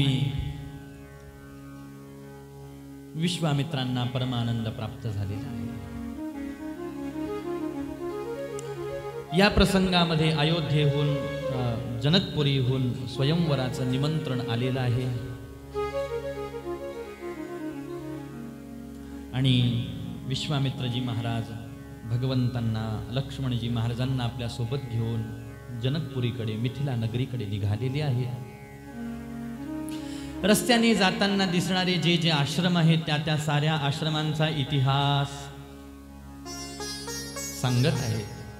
रामप्रभूला विश्वामित्रजी महाराज येऊन पोहोचले गौतम ऋषींच्या आश्रमामध्ये. आणि गौतमांच्या आश्रमाचा इतिहास सांगत असताना लक्षात आलं, माहिती झाली, पती गौतमांच्या शापाने अहिल्या या ठिकाणावरती पाषाण होऊन पडलेली आहे. आणि अहिल्याई साहेब ज्या आपल्या पतिराजांच्या शापाने शापित होऊन, दगड होऊन, पाषाण होऊन पडलेले आहेत अनेक वर्षांपासून. गौतमांनी उशाप दिला होता की तुझं कल्याण त्याच वेळेला होईल ज्या वेळेला स्वतः रामप्रभू तुझ्याकडे वाटचाल करून येतील. आणि अहिल्या वाट पाहते आहे. पहा, आपण कथेच्या सुरुवातीला आज भजनाचा विचार केला की भजन केलं पाहिजे असं म्हटलं की तिथं करण ही प्रक्रिया येते. व्याकरणशास्त्राच्या दृष्टीनं तिथं करण प्रक्रिया लागू होते. हे करा म्हटलं की करणं आलं ना, म्हणजे उचलणं आलं, ठेवणं आलं, पाठीवर खांद्यावर घेऊन नेणं आलं, आणणं आलं. करण प्रक्रिया. तसं परमार्थामध्ये सारे भक्त, भरपूर भक्त असे आहेत जे करण प्रक्रियेतून परमार्थ साधना करतात. म्हणजे ते काहीतरी करत असतात. साधनाचा आश्रय घेऊन ते काहीतरी करतात. आता आपल्याला ग्रंथ वाचायचा असेल तर ग्रंथ घ्यावा लागतो, त्याला वाचावं लागतं की नाही? पूजा करायची असेल तर सगळी सामुग्री एकत्र करावी लागते, मंत्र म्हणावे लागतात, तो मंत्र म्हणून तो उपचार अर्पण करावा लागतो. पूजा करावी लागते की नाही? जप करावा लागतो, पूजा करावी लागते, तप करावं लागतं, ध्यान करावं लागतं. म्हणजे इथं प्रत्येकामध्ये करण प्रक्रिया आली. म्हणजे आपण साधनावर अवलंबून झालो. कोणाला सांगितलं जप कर, तो म्हणतो माळच विसरलो मी, तसा झालो. म्हणजे तुला जप करायचा आहे तर तू माळेवर अवलंबून राहशील का? थोडक्यात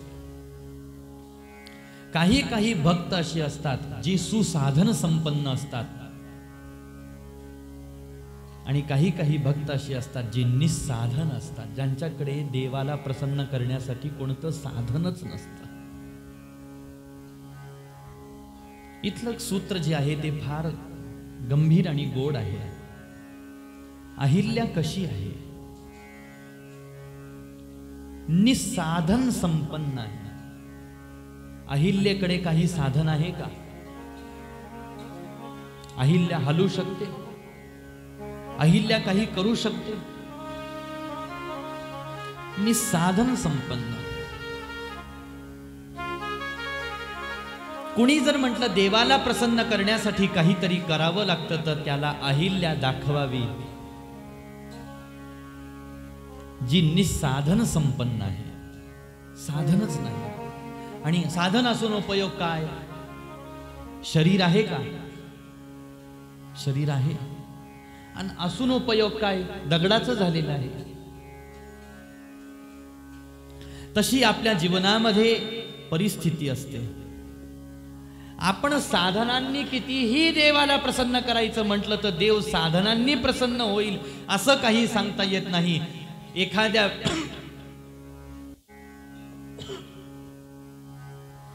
एखाद्या वेळेला भक्त निस्साधन संपन्न असला तरी सुद्धा भगवंत त्याच्यावर कृपा करतात. याचं उदाहरण अहिल्या. भगवंताला कृपा करायला साधनाची गरज लागत नसते. निस्साधन संपन्न अहिल्या बस नुसती पाषाण होऊन पडलेली आहे. नुसती पाषाण होऊन जरी पडली तरी सुद्धा भगवंताच्या संबंधामध्ये परम प्रेम आहे, परम भाव आहे, आतुरता आहे. भगवंताच्या आगमनाची अखंड वाट पाहत आहेत. आणि ज्याचा परिणाम की निस्साधन संपन्न असलेल्या अहिल्येवर कृपा करायला आज भगवंत तत्पर झाले. भगवंत किती करुणेचे सागर आहेत हे जर पाहायचं असेल तर अहिल्याई साहेबांचं चरित्र आज रामकथा तुम्हाला मला दाखवते आहे की पहा, सगळं करून सुद्धा जो आपल्यापर्यंत अजून आला नाही, काही न करता तो अहिल्येजवळ कसा गेला हो, कसा गेला, कसा गेला. आणि आज चालता चालता भगवंतानी आपलं पाऊल जसं जमिनीवरून उचललं, वाऱ्याची झुळूक आली आणि भगवंताच्या पायाखालची धूळ उडाली. ती अहिल्येच्या पाषाण होऊन पडलेल्या अहिल्येवरती जाऊन पडलेली आहे. आणि भगवंत जवळ येऊन पाहतात तर काय, अहिल्येच्या डोळ्यातून अश्रुधारा वाहिला लागल्या, अश्रुधारा वाहिला लागल्या. भगवंतानी पाहिलं आणि त्याचा परिणाम अहिल्याई साहेबांना पुन्हा एक वेळेला देह प्राप्त झाला. भगवंताला वंदन केलं, स्तुती गायन केली. गौतमजी महाराजांचं आगमन झालं. पती पत्नीनं मिळून भगवंताचं स्तवन केलं. अनेक आशीर्वाद आई साहेबांना देऊन भगवंत मिथिला नगरीकडे येऊन पोहोचलेली आहेत। आता आपल्याला पाहायचं आहे कशा पद्धतीनं भगवंताचा विवाह सोहळा संपन्न होतो। त्या संबंधामध्ये काही चर्चा आपण उद्याच्या कथाक्रमामध्ये या ठिकाणावरती आता पूर्ण करू, ज्यामध्ये आता आपल्याला पाहायचं होतं, काल पाहायचं होतं, आज पाहायचं होतं की राम स्वरूप, भरत स्वरूप, लक्ष्मण स्वरूप, शत्रुघ्न स्वरूप, म्हणजे भक्तीचे जे धर्माचे जे प्रकार आपण आपल्या डोळ्यासमोर ठेवले, एक सामान्य धर्म, एक विशेष धर्म। सामान्य धर्माचं स्वरूप म्हणजे साक्षात प्रभू राम आहेत आणि विशेष धर्म काय आहे? विशेष धर्म म्हणजे भगवंताची भक्ती हा विशेष धर्म आहे। त्याचे आदर्श लक्ष्मणजी महाराज,